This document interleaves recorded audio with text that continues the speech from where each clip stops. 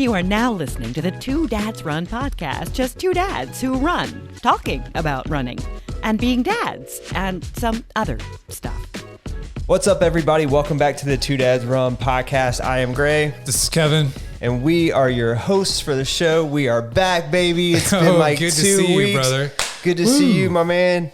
We took a little week off last week for Memorial Day and just kind of overall, we took a personal day. Dude, you know what? That was great because we were kicking our asses because we were wanting to be consistent and do it every week. But, it was a short week. It was a holiday week and it felt great. I texted you on Tuesday and I was like, dude, it's already Tuesday. And you're like, do you want to record today? And we kind of went back and forth. And I think the consensus was we're both tired as hell. And probably a break might be a good thing. As I mentioned in the last episode, we had been trying to get some people on, just scheduling hadn't really worked out because everyone's so busy with the trials coming up and just everything that's going on. But we do have some really cool episodes coming up in the next couple of weeks. Hell yeah. But, some cool stuff. Don't want to share too much of it with you just yet. But there will be one next week. We'll be doing live on scene there. Be some awesome runners out there. I know we've been talking a lot about triathlon lately, but it's been cool. We've been getting messages. We still do run. Yes, we still run. Yeah. But lots of triathlon talking, and there'll be more of that today. Yeah. Some of our just core runners are like, man, these guys suck. It's called Two Dads Run. They don't even talk about running. Dude, and that was like the cool thing too, man. Because even if it's just one person that enjoyed us, talking about running, we'll continue to talk more about that. The break was actually good. As we talked about, it wasn't because I don't think, it was us being fucking lazy, but it was just work. And then, we had birthdays for the kids and a bunch of other stuff that was going on. Dude, May was brutal. And June's really not off to any easier start. But May is always crazy for me. I know it was busy for you too. So I don't think there's any shame in taking a week off and just kind of hitting the reset button because we have been on a hell of a run since pretty much March. Yeah. When we started this monster. So what's been happening lately is, you and I have connected a couple times over the last week talking about your training program and started today. Yeah. So you started. So today's beginning of week one of the 16 weeks that we've got for this training program for you to get into the Intercoastal Waterway down in Wrightsville Beach, which will be fucking amazing to see the sun come up. I mean, seriously, see the sun come up. As I told you, we're gonna make sure your goggles, more than anything, your goggles stay on because the one I did, my eyes were just burning because my goggles fell off within the first 50 meters. That's why I got the big stupid pair. You got the scuba type. Yeah, I did. But you know what? They work like a charm. They don't and they're clear. So not only they're not clear. They're not? No, they're tinted. Okay. I thought they were clear. I did plan ahead a little bit. They're tinted. For that purpose. Clear. So everybody gets to see your eyeballs and you're just looking so weird. And they're just all sucked out. I was over at my sister's over the weekend because I had the kids solo this weekend while my wife went out of town. She went up to Northern Virginia. And so I had the kids solo dolo all weekend long, which is not for the faint of heart. Our wives are freaking superheroes, bro. So, it's amazing everything that they do. But, trying to keep them entertained, went over to my sister's house and she has a little pool set up in the backyard or whatever. And my niece, who's only 6 weeks older than Sophie, she was swimming around. She had her little goggles on, bro, and it was hysterical. I wish, her eyes were all bugged out in them and stuff, and they're these pink goggles. She looked hysterical. It cracked me up. That's cool. But it was a good time. Everyone survived. Both kids still alive. Yeah. And it worked out. So pretty happy with that. Very cool. Any other type of weekends like that coming up soon? No. You guys gonna? She better never go out of town again. Yeah. This is the third time she's left me with both kids. Which isn't bad. To my zero times. Yeah. 0 times. Well, you're going to have to, especially the next 16 weeks, absolutely. you'll be having to dig into. Oh that yeah, jar. dude. I mean, You've been actually doing good and getting into good graces ahead of time. Oh yeah. No, I mean, I do so much more, between the podcast and training and this and that and the other, it's totally fair. Yeah. And it's totally warranted for her to take a week or a weekend or whatever and just kind of run up the road and see some girlfriends. She hadn't seen her girlfriends in 2 years. Jeez. Yeah. And you and I see, outside the last 2 weeks, but we see each other every week. And I know you've got, some boys that you also meet up with too, like to just catch up with your, your other training guys. So it's like, the shit that they allow us to do. Yeah. Yeah, I know. Yeah. I'm the much busier, part of the relationships. Exactly. Actually, I ordered a calendar today to put onto the side of the refrigerator so that we could keep track of everything with all of my training and all this. Because she's actually been doing a great job of running and really? That's cool. Yeah, being really what's the word? Consistent with her workouts. So, I definitely want to encourage that to continue and say, hey, look, there's no reason that both of us can't do this. This is not just me being able to train and you get in wherever you can, because I'm training 6 days a week now. Yeah. Now that the program has started, and with going 6 days a week, it's only 45 minutes to an hour for the most part. So fit it in. Yeah. We can coordinate schedules. It's not the end of the world. It's 2 hours out of the day. Mm-hmm. We can figure it out. Yeah. So cool. And definitely, as we talked about, we weren't going to necessarily give away anything as far as upcoming, because a lot of cool stuff. But your running's been going pretty well too. Yeah, I've been feeling pretty good. I knew my program was starting this week, so I knew there wasn't going to be very many long runs on it, at least initially. Mm-hmm. So on Sunday, I went out for about 8.5 miles. My phone said 8.45. My watch said 8.1. So I think it might be time for a new watch, but it felt good. It was in the 7:30 to 7:45 a mile pace for the whole thing. And it was hot as hell. Yeah. Of course, it's June in North Carolina. But yeah, no, it was really warm. But it was the first time I'd ever run the route. It was a cool route. Felt good. Felt pretty easy and relaxed. And got a little deviation next week from the program already in week 2. Yeah. So I'm gonna do. There's a race here locally called the Sir Walter Miler.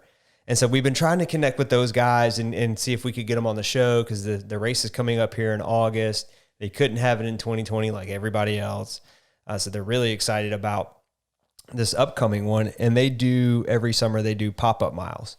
So sometimes they pick a track. Sometimes they just pick a route on like a random course. I think in 2020 they did around PNC Arena where the Carolina Hurricanes play. Cool. They set up like a mile course around there.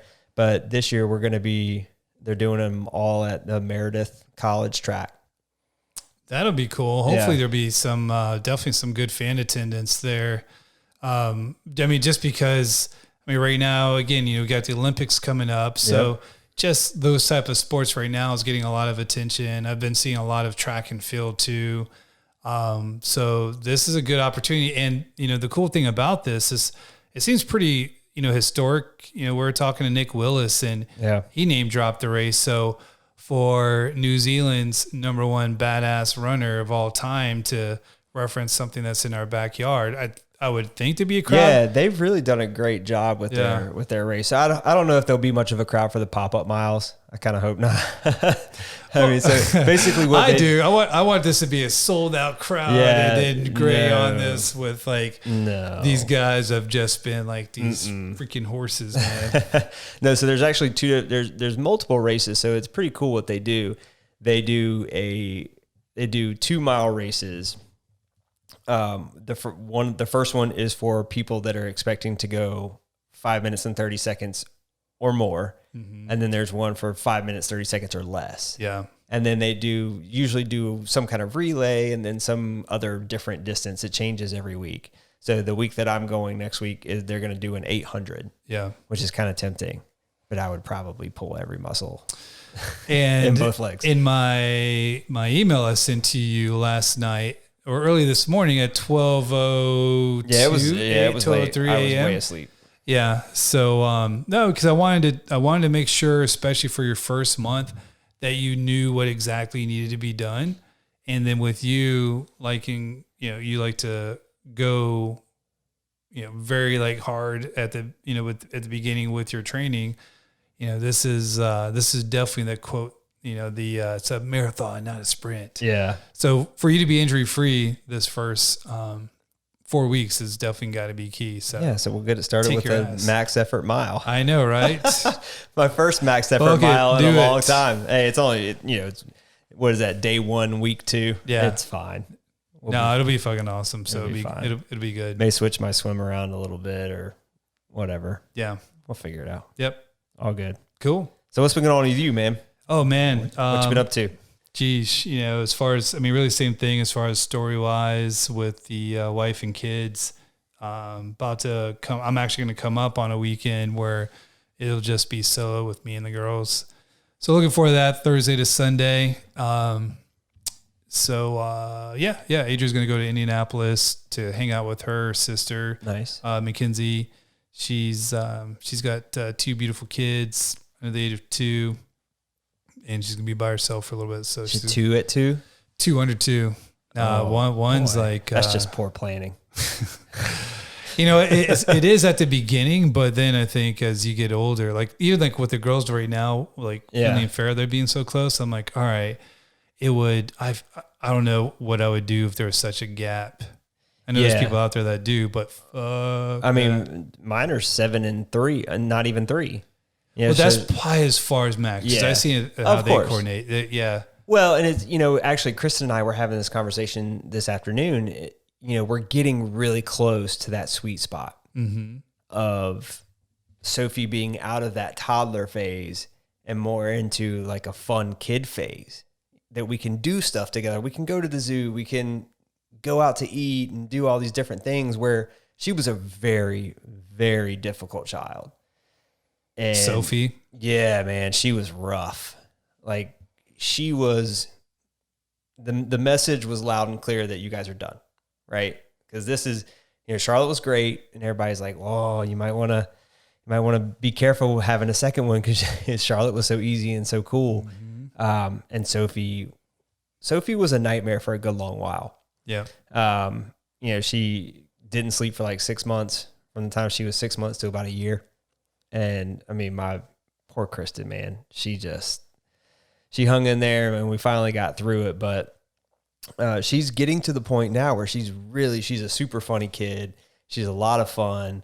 So we're just getting so close to that sweet spot of having them both at a really great age that we can go and do stuff. Kind of like where you guys are at now, because Finley and Farrah, what, 5 and 7? Mm-hmm. Yeah, so they're super close, right? So we have a bit more to go. But it's getting fun. Yeah. Yeah, it really is. Yeah, I know. It's and it's flying by. I mean, having gone to Charlotte's birthday party. Yeah. And goodness, we were there. There was like a picture that popped up on a Facebook around that time where we were at I think the 2-year-old birthday party. 2 or 3, maybe it was 3, but it was an old one. The one when you guys got the bounce house up in Durham and Raleigh area. Oh yeah, up by RTP. Yeah. So it's cool. That was like 4 or 5. I mean, but just to see how fast time's flying by, and we're actually going through that with our daughters, and this is kind of the cool thing for us to continue to do running and triathlon to challenge each other, for us to continue to be active and. So yeah, I mean, it's, so as far as, what else is new, definitely started my pre-training into my training for the, for the race in December. So it's gonna, let's see what I've done already. So I've already booked my travel. I haven't booked the actual airline, but I did book the hotels that we'll be staying down there, and it looks amazing. The race hotel is where we'll be staying from December 1st through the 5th. The 5th is the race day. Okay. So it's point to point in the, excuse me for fucking saying them all the time, but it's point to point. So from the town that we're going to be in to the next town, exactly the Ironman distance. So it's 140 miles. So we'll be staying at another hotel the night of the race. And then that Monday, reading through more of the program, they're actually going to have like a festival in the actual small little town there in Chile. So they actually dedicate this small festival for the actual finishers for the race. Oh, that's awesome. Yeah. So you get to meet the locals, and and that's what I've been reading through this program, is they want you to mingle with the locals. They love to see the people from all across the world come and do something what even the locals thinks is pretty crazy and amazing at the same time. And so that was very cool to see that. And the hotel in that next town looks, the room itself just looks over the entire, Patagonia mountain range. And that sounds so cool and so amazing for Adrian and I to experience that together. But there's so much hard work that needs to get done now. And that's why I wanted to start early, because after the ultra marathon, I couldn't walk for a while, and then I couldn't run then. And I ate cheeseburgers. I would think now would just be all about base building and just kind of getting some fitness back and all of that fun stuff. So, yeah, man, you got some work ahead for sure. And it's great, talking about what you were just, alluding to with losing fitness and things like that. I listened to a podcast recently, The Real Science of Sport, with Ross Tucker. He's South African doctor, and he's tremendous. I actually heard him on the drop with Thomas and the Believe in the Run guys, and he's super, super, super smart, this guy. And they did an episode about how quickly you lose fitness when you stop training, and it's not as significant as you think, and it's not as quick as you think. And they equated it to your bank account, right? So as a moderately trained athlete, maybe the average person is at 100, and the elite guys are like 200. And as a pretty well-trained athlete, you're sitting in like the 125, 150 range. Because of that training, because of that endurance training, your account never goes back to zero, right? So you're always going to be better off than someone who's never trained, who's never done any endurance training or anything like that at all. You're always going to be better than that person virtually no matter what, even if you took an entire year off. Mm-hmm. So you should actually check that out. It would be pretty cool to hear about it, because you have had to have this long layoff where you haven't been able to do a whole lot. And so now you're kind of going from one extreme to the other of being able to, from going to do nothing to now doing one of the hardest races on the planet for all intents and, from a triathlon standpoint.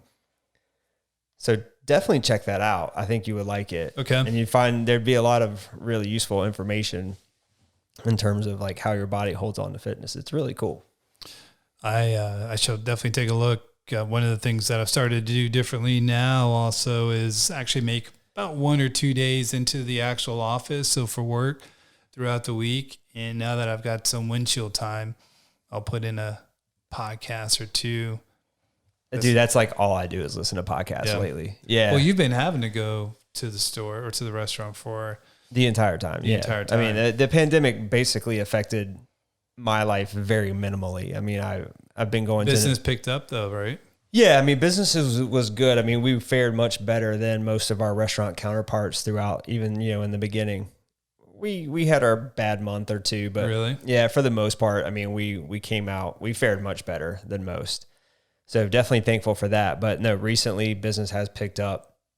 But, I still have a lot of opportunity from, walking the dog or going for a run, things like that. I still have lots of opportunity to listen to the podcast. So I have just been binging. I found one recently that I really loved, Small Town Murder. And if you're not familiar with that, you got to check that out too. What's that about? small town I'm murders. guessing. Yeah. Okay. So it's a series, those multiple stories of that, or is it just one long? No, I mean, they have like 200 and some odd episodes. It's 2 comedians actually. Okay. So it's an interesting spin on murder, but it sounds very familiar to the one that Adrian and I love to listen to when we actually travel across the country, when we go from North Carolina to Indiana, and that's The Last Podcast on the Left. And so she is very into serial killers and understanding the why behind why they were motivated to do these things. Her being a mental health counselor and psychologist, and her even talking about now that she's thinking like, maybe I just try for the FBI. And I told her, I was like, go for it. Yeah. You only get one opportunity, and if you want to do it. So, I mean, not that she's actually trying to do that right now, but she did bring that up recently. But yeah, that'd be awesome. Yeah, this episode or these podcasts, they're freaking amazing. There's 3 guys, all sound like they're pretty good friends. One seems to be kind of the serious researcher that provides all the facts, and then the other 2 just knowledge off of it, and they're kind of the funny ones. And they do multiple series of just, famous serial killers from the past. Yeah. And it's pretty awesome. And then you get to, it's crazy as far as what they talk about. But yeah, you definitely want to at that point, because we obviously travel with the girls in the car. So you're probably like, how do they listen to this? Yeah, you're not listening to Small Town Murder with the girls. And you got to put those speakers up front. The language is pretty intense, but James Petrogallo is the host, man. And I'm telling you, this guy has a radio voice from God. I don't know why he was doing anything else other than speaking into a microphone for like his entire life. Yeah, I'm a dude. That's honestly for the last, I think I found it like 2 weeks ago. I've probably listened to 30 episodes, and they're 2.5 hours long. Yeah, each. I mean, they're substantial listens. But that's good. Yeah. So anyway, we're gonna sit here and talk about other podcasts. Yeah. You know what? There's this other one too. It's it's like these 2 badass guys that they've known each other for such a long period of time, and they're already here, Kevin. Oh, it's Tupac. They're already listening. I know. So what are you looking forward to? So you started your training today. Yeah. Today's discipline was just swimming. So how'd it go? So today was swimming. So swimming has come a really long way in the last 2 weeks. So since the last time we did a podcast, swimming has come a very long way. And it seemed to happen all at once, right? I had been struggling, I was talking about how I struggled to go 25 meters and then how I struggled to go 50 meters and how I was kind of stuck in that for a while. I would somehow squeeze out these 800-meter swims total, but going at 50 meters a clip and then just dying on the side for a minute and then going back and doing it again. So recently I was able to extend that out to 100 meters. And I could do it one time a session, first one, that's all you get. The rest are 50s. And even some of those 50s, I think there was one session and I was really frustrated. Honestly, I was really close to being like, you know what? Fuck this. I'm done. Today? No, this was a couple weeks ago. And it was the worst swim I had.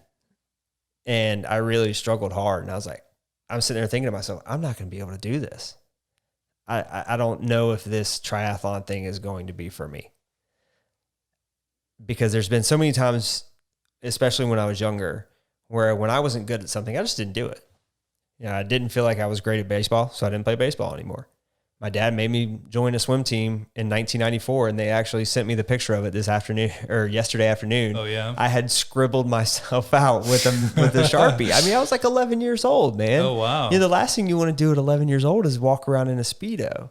Well, yeah. Well, you don't think about that, but I'll tell you, I competitively swam at 11. Yeah, when we're stationed in Germany, and I swam for the European Forces Swim League. You were in Europe. Everyone wears it. Like grown. I was 11 at the time too, but it's super big out there. Yeah. And man, and goodness, went to Austria and swam for some swim camps for this entire summer. Metersill, Austria. Got to visit Salzburg, Austria. I mean, so don't knock. Yeah, I mean, it just wasn't. It wasn't for me, bro. Yeah, Let's just it wasn't for me. I was not confident enough in myself when I was 11 years old to roll around in a Speedo. Gotcha. Just wasn't. Right now, and you knew that back then. I give zero fucks. I will roll around in a Speedo, no problem. Whatever. Well, I don't own one. I will not come and critique you on Speedo day. Wear the normal shirts and whatever. It doesn't bother me at all. But no, so this swim was feeling really good lately. After that bad session, my next session was really awesome. I had never gone 100 meters more than once in a session. I did it 6 times throughout the session. And it just felt like something clicked. And dude, I had the most serious runner's high after that.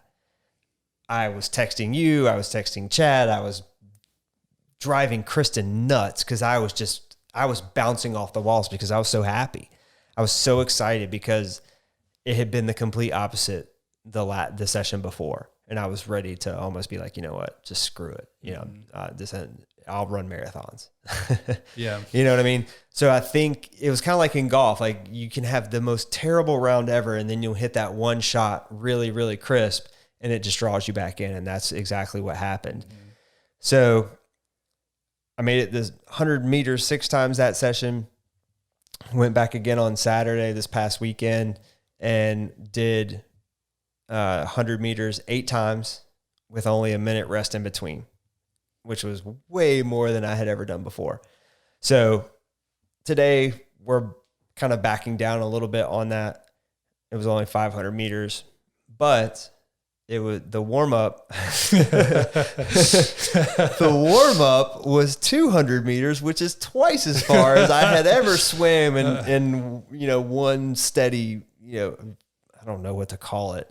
One go is what how I've been referring to it. That's why it's called the warm up. Yeah. You got to get your body warmed up. Well, yeah. I mean, I was like, dude, I don't know if a warm up is, intended to be twice as far as I've ever swam at one time before, but here goes nothing. So I was able to do it.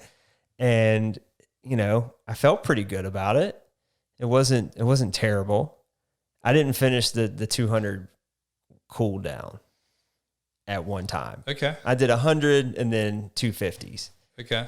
But with minimal rest in between the 50s. That's fine. Yeah. Yeah. So swimming is, go ahead. It's muscle memory. Yeah. And it really, so I've learned a lot. I know I got a lot to learn. I need to, I've been thinking about doing the Masters team with YMCA just to kind of get some instruction. I have a training plan now, so that could kind of conflict with that. But, to have some instruction, there's also supposedly a local guy that's really good.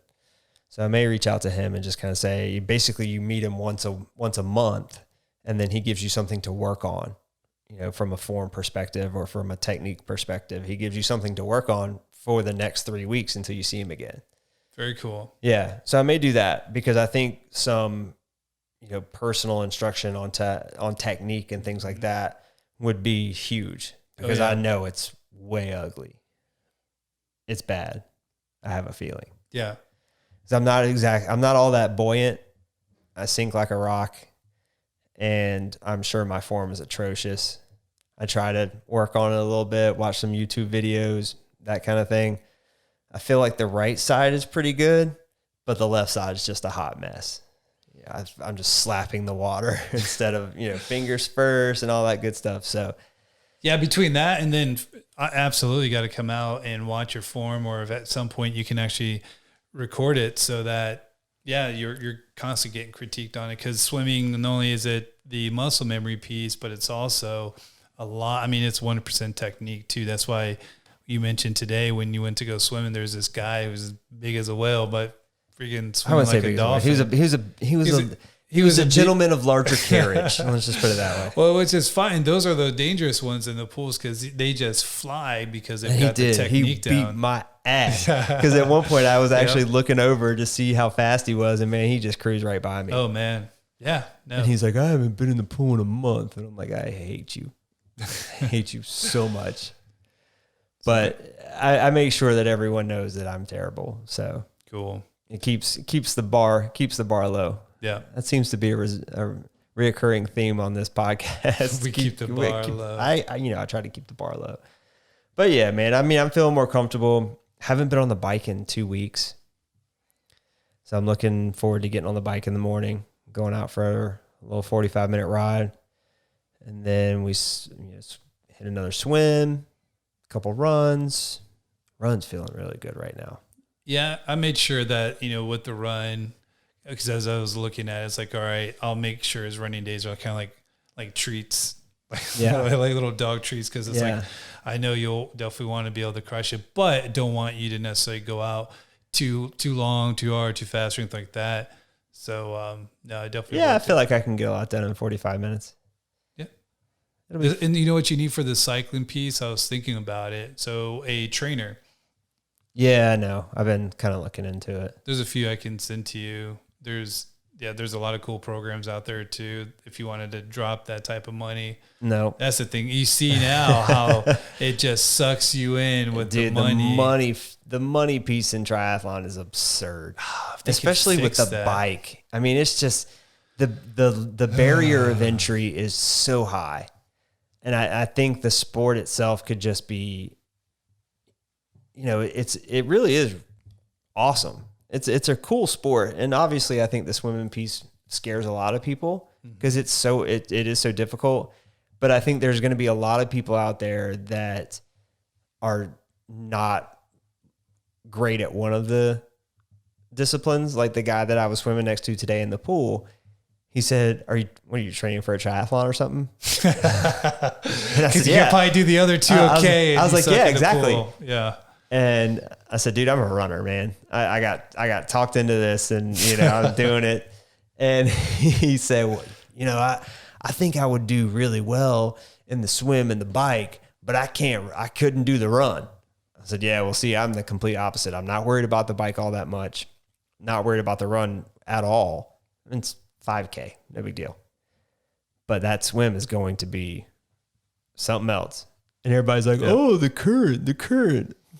Shut up, the current. Who said the current? Literally everyone I've spoken to, they're like, "Oh, is it in the ocean?" And I'm like, "Yeah." They're like, "Oh, you'll have the current pushing you along." That's why it's longer than a normal 750 meters that you would see in a sprint. Yeah, I'm aware of why it's longer, but so you're still swimming that type of distance, if not even more. So fuck them. Yeah, it's a pretty. Everybody just discredits. Oh, you'll have the current. It's no big deal. I mean, it's almost an Olympic. And don't forget the intercoastal. So you have some of these waves come up and splash you. And while you're trying to take a breath, you're taking a mouthful of salt water. Thank you. Thank you for that. And think about all the stuff that floats. You got the algae that float, the seaweed that float. Jellyfish as well. Mm-hmm. Yeah. Yeah, I can't wait. It'll be good stuff. There'll be a lot of people out there watching. Yeah. So if you need somebody to pee on you, just I wave your hand so we can do that. Wouldn't be the first time. Oh boy. So we got a lot of cool things coming up this month. I mean, training's kicking into gear. So looking forward to the next few episodes. Yeah, it's going to be fun. I'm excited for the Sir Walter pop-up mile. Mm-hmm. That's going to be cool. I haven't done an all-out mile in a really long time. So I'm thinking sub 6. I'm going to take off, work early a little bit that day, come out there and support. Yeah. So it'll be cool. Gotta shoot some video. Yeah. Get it on the social media IG content page. God, our social media content has sucked lately. It's just been non-existent. Who's got time for anything at this point? But yeah, I know we can post some more of this now that the training's started. We gotta post more of that. We promise we will make the commitment to you guys that care to make sure we're putting out some content because it has been pretty sparse. But yeah, we'll get Kevin out and get some video of me almost dying running a full effort mile at an 86-degree weather. That should be awesome. Will be good stuff. Looking forward to it. And then we'll interview Pat and Sandy afterwards, the race directors from the Sir Walter Miler, and finally the stars aligned for an in-person interview that we've been working on for quite a while now, since like the end of April, I think. So that's finally coming to fruition, and looking forward to it, man. And we also have an Ironman world champion. All right. That's right. So I won't say who, but we actually, that's something that should I ask him which discipline he hates the most? I feel like that's just tradition at this point. Absolutely. I just like listening to that question. I've heard that show a couple of times, and I thought that was still the funniest part, because I'll have to do my research on him. Yeah, for him to. He's like, what the hell are you talking about? Why did I say yes to talk to you guys? You don't actually expect me to answer that shit, do you? But yeah, why not? But that'll be fun.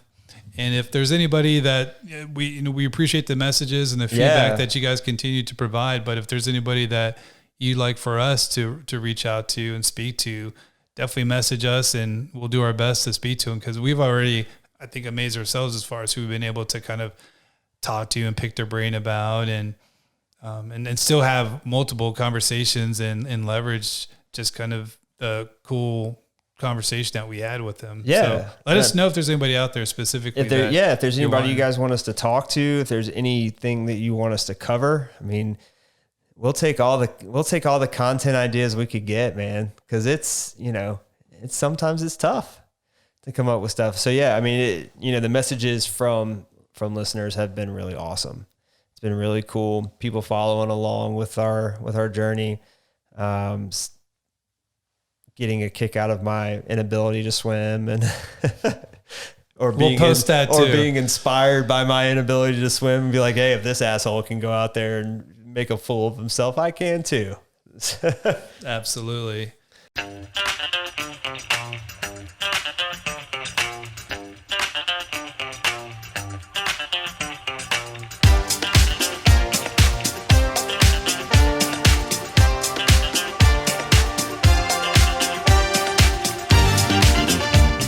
Well, guys, thank you so much for checking out the episode. We really appreciate it. Be sure to rate us on Apple Podcasts and leave a review as well. Rate us on Spotify, wherever you listen to the show. We really appreciate it. It does help expose the show to new people. Like I said, you can check us out on social media. There hasn't really been much going on, but we will commit to doing more on there, won't we, Kevin? Absolutely. Yes, sir. And as always, thank you to our awesome producer, Eric Hollister. He's going to be leaving out of town this week. Maybe to go ride more roller coasters. I don't know. Possibly. Maybe. But we appreciate everything Hollister does. Hollister, thank you, buddy. And you can also email the show if you'd like, twodadsrun@gmail.com. And we will talk to you guys next week.